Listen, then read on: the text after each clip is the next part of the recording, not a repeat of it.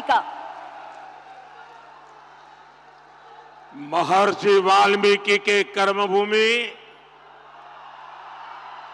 माता सीता के शरण भूमि और लवकुश के ई भूमि पर हम सबके प्रणाम करतानी। राज्यपाल श्री राजेंद्र अर्लेकर जी, मंत्रिमंडल में मेरे सहयोगी नित्यानंद राय जी, उप मुख्यमंत्री विजय कुमार सिन्हा जी, सम्राट चौधरी जी, राज्य सरकार में मंत्री वरिष्ठ नेता विजय कुमार चौधरी जी, संतोष कुमार सुमन जी, सांसद संजय जायसवाल जी, राधा मोहन जी, सुनील कुमार जी, रमा देवी जी, सतीश चंद्र दुबे जी, अन्य सभी वरिष्ठ महानुभाव और बिहार के मेरे प्यारे भाइयों और बहनों, ये वो भूमि है जिसने भारत की आजादी की लड़ाई में नए प्राण फूंके, नई चेतना का संचार किया। इसी धरती ने मोहनदास जी को महात्मा गांधी बना दिया। विकसित बिहार से विकसित भारत, इस संकल्प लेने के लिए बेतिया से बेहतर, चंपारण से बेहतर और कोई स्थान हो सकता है क्या बोला? और आज यहां इतनी बड़ी संख्या में आप सभी, हम एनडीए के सभी साथियों को आशीर्वाद देने के लिए आए। आज बिहार के अलग अलग विधानसभा क्षेत्रों, लोकसभा क्षेत्रों से भी हजारों लोग विकसित भारत संकल्प इस कार्यक्रम में अपने अपने स्थान पर जुड़े हैं। मैं बिहार के सभी लोगों का अभिनंदन करता हूं। मैं आप सबसे क्षमा भी मांगता हूं क्योंकि मुझे आने में जरा ज्यादा विलंब हो गया। मैं बंगाल में था और इन दिनों बंगाल का उत्साह भी कुछ और ही है। वहां 12 किलोमीटर का रोड शो था, तो बड़ी मुश्किल से मैं समय कम करने की कोशिश तो कर रहा था, लेकिन इसके कारण लेट पहुंचा। आपको जो कठिनाई हुई, इसके लिए मैं आप सबकी क्षमा मांगता हूं। साथियों, बिहार वो धरती है जिसने सदियों तक देश का नेतृत्व किया है। बिहार वो धरती है जिसने एक से बढ़कर एक प्रतिभावान व्यक्तित्व मां भारती को दिए हैं। और ये सच्चाई है, जब जब बिहार समृद्ध रहा है, तब भारत समृद्ध रहा है। इसलिए विकसित भारत के लिए बिहार का विकसित होना उतना ही जरूरी है। मुझे खुशी है कि बिहार में विकास का डबल इंजन लगने के बाद विकसित बिहार से जुड़े कार्यों में और तेजी आ गई है। आज भी करीब 13,000 करोड़ रुपए की योजनाओं का उपहार बिहार को मिला है। इसमें rail, road, ethanol plant, city gas supply, LPG gas, ऐसी अनेक अहम परियोजनाएं शामिल है। विकसित बिहार के लिए हम यही तेजी पकड़नी है इसी तेजी को बनाए रखना है। आप सभी को इन परियोजनाओं के लिए बहुत बहुत बधाई। साथियों, आजादी के बाद के दशकों में बिहार की एक बहुत बड़ी चुनौती रही है यहां से युवाओं का पलायन। जब बिहार में जंगल राज आया तो ये पलायन और ज्यादा बढ़ गया। जंगल राज लाने वाले लोगों ने सिर्फ और सिर्फ अपने परिवार की चिंता की, बिहार के लाखों बच्चों का भविष्य दांव पर लगा दिया। बिहार के मेरे नौजवान साथी दूसरे राज्यों के दूसरे शहरों में रोजी रोटी के लिए जाते रहे और यहां एक ही परिवार फलता फूलता रहा। किस तरह एक एक नौकरी के बदले जमीनों पर कब्जा किया गया। क्या कोई भी व्यक्ति सामान्य मानवी को इस प्रकार से लूटने वालों को माफ कर सकता है क्या? माफ कर सकता है क्या? क्या ऐसे लोगों को माफ कर सकते हैं क्या? बिहार में जंगल राज लाने वाला परिवार बिहार के युवाओं का सबसे बड़ा गुनहगार है। जंगल राज के जिम्मेदार परिवार ने बिहार के लाखों नौजवानों से उनका भाग्य छीन लिया। ये एनडीए सरकार है जो इस जंगल राज से बिहार को बचाकर इतना आगे लाई है। साथियों, एनडीए की डबल इंजन सरकार का प्रयास है कि बिहार के युवा को यहीं बिहार में नौकरी मिले, यहीं बिहार में रोजगार मिले। आज जिन हजारों करोड़ रुपयों की परियोजनाओं का लोकार्पण और शिलान्यास हुआ है, उसके मूल में भी यही भावना है। आखिर इन परियोजनाओं के सबसे बड़े लाभार्थी कौन है? इसका सबसे अधिक लाभ उन नौजवानों को होगा जो अभी रोजगार करना चाहते हैं, जो स्कूल कॉलेज में पढ़ रहे हैं। आज गंगा जी पर 6 लेन के केबल आधारित ब्रिज का शिलान्यास हुआ है।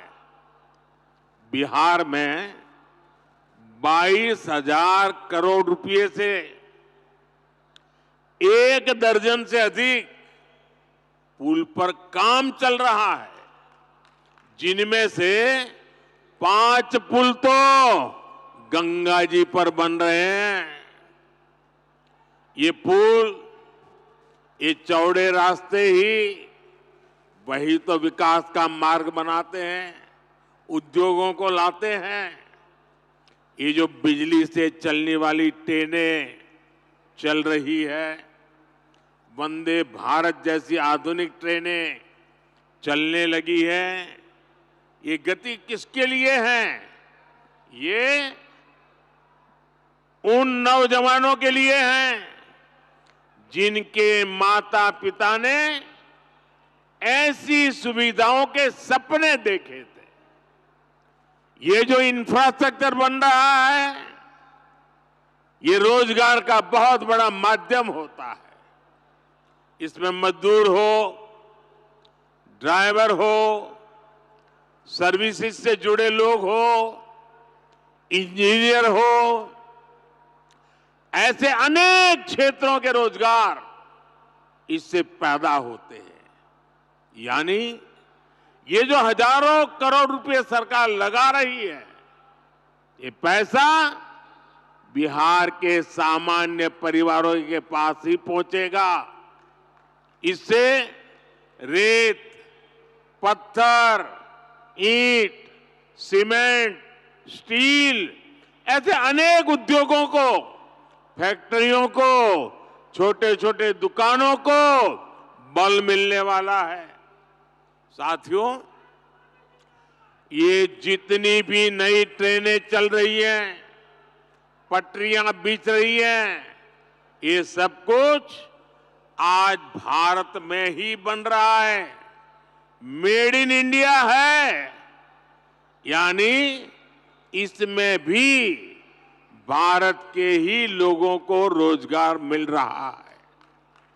बिहार में भी रेल इंजन बनाने वाली आधुनिक फैक्ट्रियां एनडीए सरकार ने बनाई है। आज पूरी दुनिया में डिजिटल इंडिया की बहुत बड़ी चर्चा है। और मैं आपको एक बात और बोलूं, आज कई विकसित देशों में भी ऐसी डिजिटल व्यवस्था नहीं है जो बेतिया में, चंपारण में उपलब्ध है। विदेशी नेता जब मुझसे मिलते हैं तो पूछते हैं कि मोदी जी, आपने ये सब इतनी जल्दी कैसे किया? तब मैं उन्हें कहता हूं कि मोदी ने नहीं, ये भारत के नौजवानों ने किया है। मोदी ने तो भारत के हर युवा को उनके हर कदम पर साथ देने की गारंटी दी है। और विकसित बिहार के लिए आज यही गारंटी मैं बिहार के युवा को भी दे रहा हूं। और रउआ जानते बानी, मोदी के गारंटी मने गारंटी पूरा होके के गारंटी। साथियों, एक तरफ नया भारत बन रहा है, वहीं दूसरी तरफ आरजेडी, कांग्रेस और इनका इंडी गठबंधन अभी भी 20वीं सदी की दुनिया में जी रहा है। एनडीए की सरकार कह रही है कि हम हर घर को सूर्य घर बनाना चाहते हैं। हम चाहते हैं कि हर घर की छत पर सोलर प्लांट हो, उससे वो घर भी कमाएं और उसे बिजली भी मुफ्त मिले। लेकिन इंडी गठबंधन अभी भी लालटेन की लौ के ही भरोसे जी रही है। जब तक बिहार में लालटेन का राज रहा, तब तक सिर्फ एक ही परिवार की गरीबी मिटी, एक ही परिवार समृद्ध हुआ।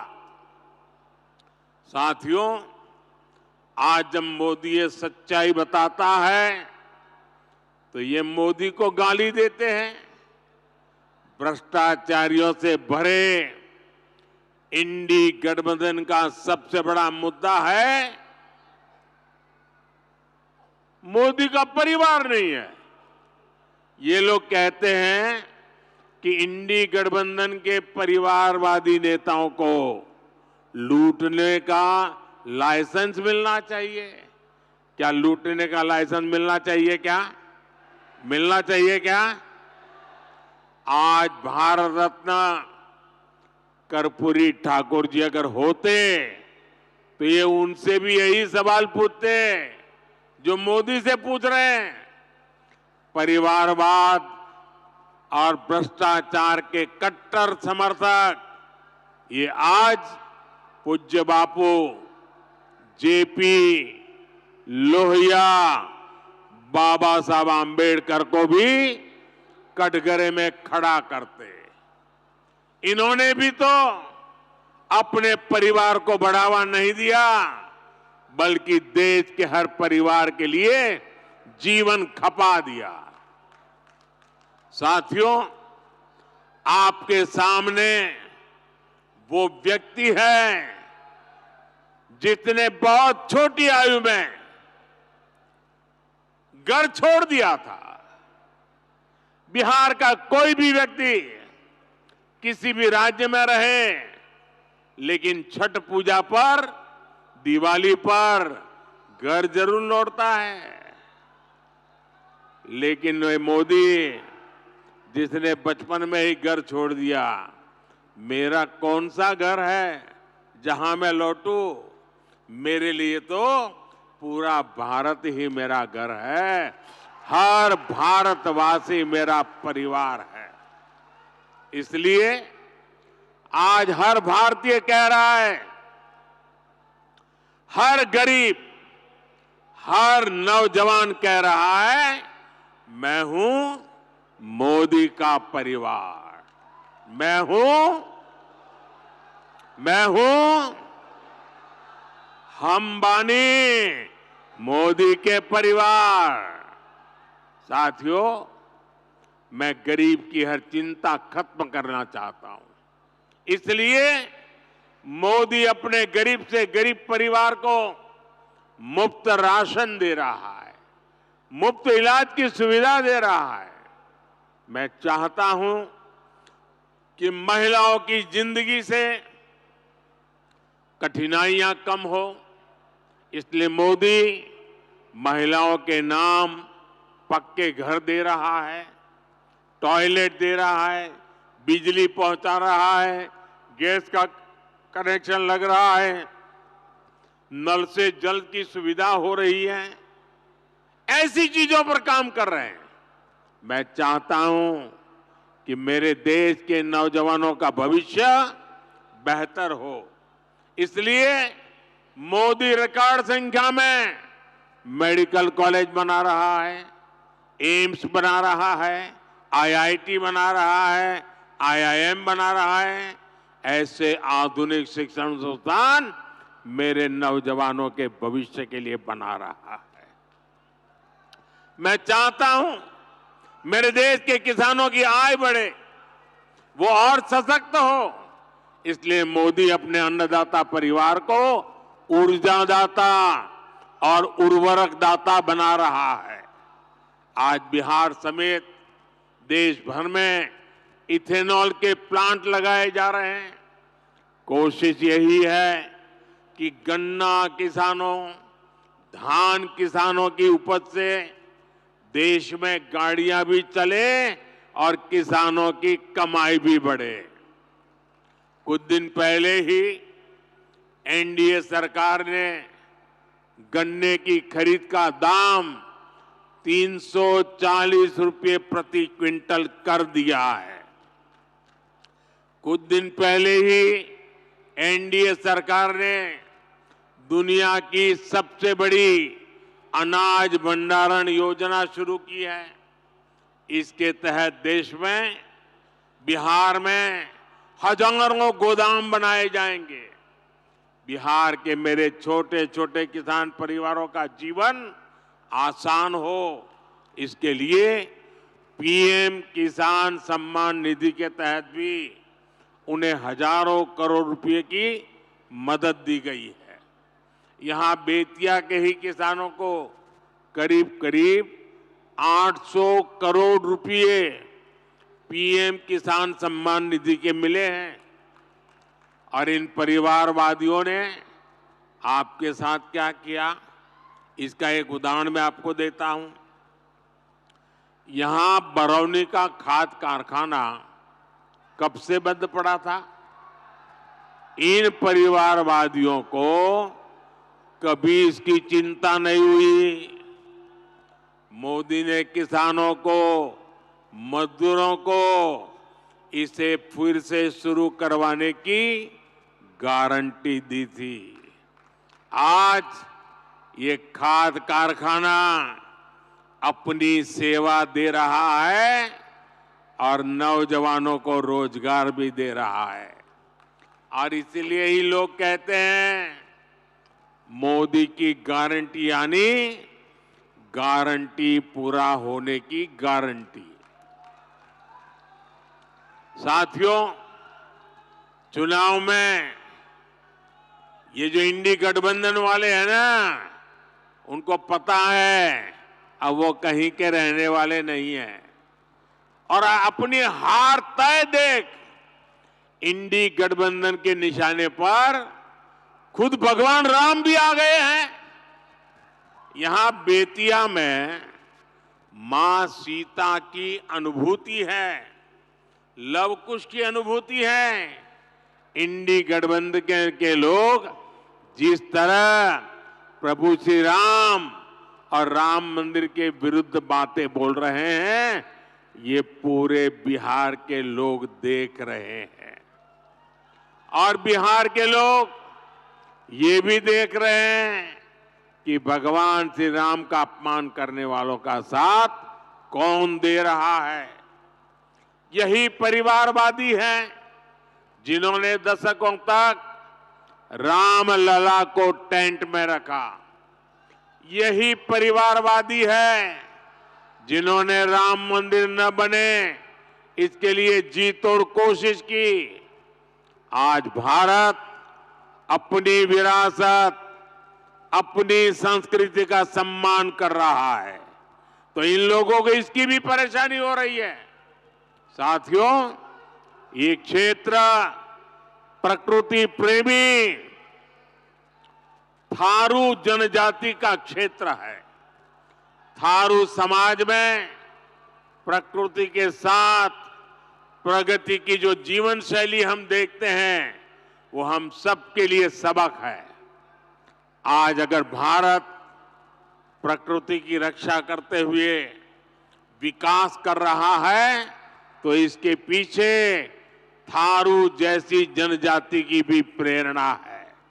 इसीलिए तो मैं कहता हूं कि विकसित भारत के निर्माण के लिए सबका प्रयास चाहिए, सबकी प्रेरणा चाहिए, सबकी सीख चाहिए।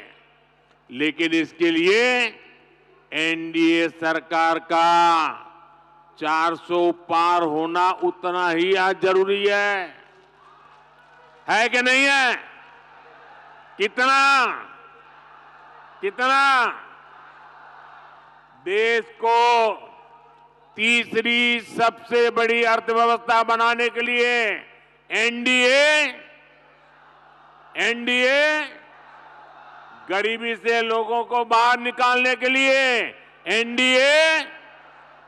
एनडीए युवाओं को रोजगार के नए अवसर देने के लिए एनडीए गरीबों को पक्के घर देने के लिए एनडीए 1 करोड़ घरों में सोलर पैनल लगाने के लिए एनडीए 3 करोड़ लखपति दीदी बनाने के लिए एनडीए देश के कोने कोने में वंदे भारत ट्रेन चलाने के लिए विकसित भारत विकसित बिहार के लिए एक बार फिर आप सभी का मैं बहुत बहुत धन्यवाद करता हूं।